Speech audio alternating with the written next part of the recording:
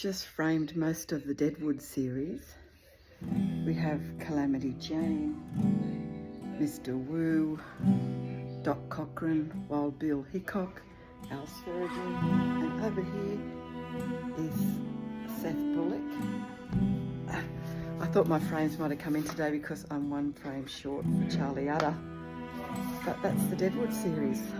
These will be exhibited also at the Poets of Peace and Protest.